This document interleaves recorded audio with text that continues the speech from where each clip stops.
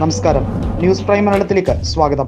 Election കമ്മീഷന്റെ നടപടികളും election commission ഉപയോഗിക്കുന്ന ന്യായവാദങ്ങളും രാജ്യസഭാ തെരഞ്ഞെടുപ്പിലും അതുപോലെ തന്നെ വിവിധ സംസ്ഥാനങ്ങളിലെ നിയമസഭാ തെരഞ്ഞെടുപ്പിലും ഏറ്റവും മോശമായ രീതിയിൽ കൈകാര്യം ചെയ്യുകയാണ്.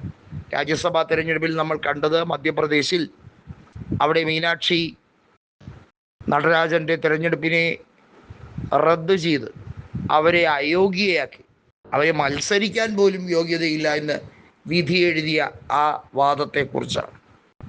എത്ര BJP നേതാക്കൾ പലയിടത്തായി ക്രിമിനൽ കേസിൽ പെടുന്നു, പല ധന ഇടപാടുകളുമായി ബന്ധപ്പെട്ട് വെട്ടിപ്പും തട്ടിപ്പിലും കുടുങ്ങുന്നു.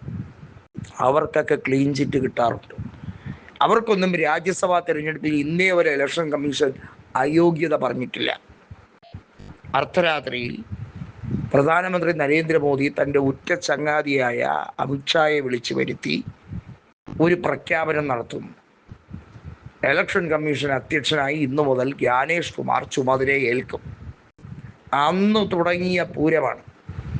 ജ്ഞാനേഷ് അമിത്ഷാ എക്സ്പെക്ട് ചെയ്തതിനേക്കാൾ ഒരുപാട് BJPക്ക് വേണ്ടി ഫേവർ ചെയ്തു കൊടുത്തു. ഒരു മനുഷ്യന്, അതും ഒരു ബ്യൂറോക്രാറ്റിന് എത്രത്തോളം തരം താഴാമോ അതിൻ്റെ ഉച്ചസ്ഥായിയിൽ നിൽക്കുന്ന വ്യക്തിയാണ് ഈ മഹാൻ. അതിന് പരിപൂർണ പരിരക്ഷ ഒരുക്കാൻ സുപ്രീം കോടതിയുമുണ്ട്. ഇപ്പോൾ രാഷ്ട്രപതി ദ്രൗപദി മുർമുവിന് പരമാധികാരത്തെക്കുറിച്ച് സുപ്രീം കോടതിയുമായി നേരിട്ടൊരു വാഗ്വാദത്തിൽ ഏർപ്പെടേണ്ട ഒരു കാര്യം പോലും അവശേഷിക്കുന്നില്ല. എന്തെന്നാൽ ദ്രൗപദി മുർമു എന്ന രാഷ്ട്രപതിയെ പോലെ തന്നെ BJPയുടെ ഏജന്റായി നിൽക്കുന്ന മറ്റൊരു സുപ്രീം കോടതി ചീഫ് ജസ്റ്റിസിനെ, മറ്റൊരു കളിപ്പാവയെ നീണ്ട ഒരു വ്യാഴവട്ട കാലത്തിന് ശേഷം കിട്ടിയിരിക്കുന്നു എന്ന് വേണമെങ്കിൽ പറയാവുന്ന അവസ്ഥയാണ്. മുൻകാലങ്ങളിൽ, അതായത് BR ഗവായി ഇരുന്നപ്പോഴും സഞ്ജയ് ഖന്ന ഇരുന്നപ്പോഴും ഒക്കെ എത്രയോ ബുദ്ധിമുട്ടാണ് BJP അനുഭവിച്ചത്. അതിൻ്റെ എല്ലാം കുറവ് നിരത്തിക്കൊണ്ടുള്ള തീരുമാനമാണ് ഇപ്പോൾ എടുക്കുന്നത്. നമുക്കറിയാമല്ലോ, രഞ്ജൻ ഗൊഗോയ് മുൻകാലങ്ങളിൽ എത്രത്തോളം ഫേവറാണ് BJPക്കും നരേന്ദ്രമോദിക്കും വേണ്ടി ചെയ്തു കൊടുത്തത്. ഈ ആരോപണം വെറുതെ പറയുന്നതല്ല, കോൺഗ്രസ് നേതൃത്വം തെളിവ് സഹിതം കപിൽ സിബൽ അടക്കം പറയുന്നതാണ്.